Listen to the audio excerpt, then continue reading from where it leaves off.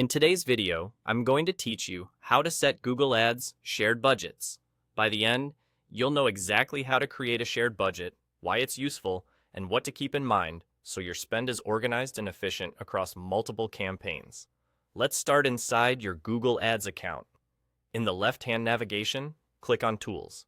From there, choose Budgets and Bidding, and then select Shared Budgets. This area is dedicated to budgets you can apply to more than one campaign. It's especially helpful when you want several campaigns to draw from a single pool of money, so you don't have to micromanage each campaign's daily amount.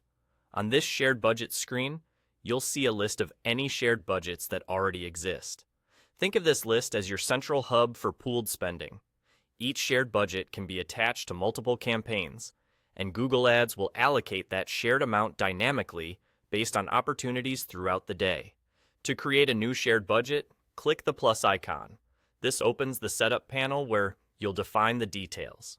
First, give your budget a clear name.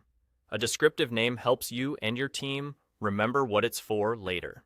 For example, include the channel or goal, such as Search Lead Gen Q1, so it's easy to identify at a glance. Next, select the campaigns you want included in this shared budget. Choose only the campaigns that make sense to spend from the same pool.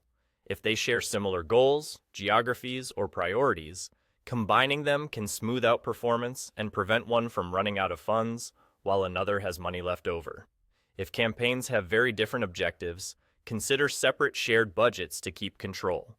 Now set the average amount you want to spend each day across all the selected campaigns combined.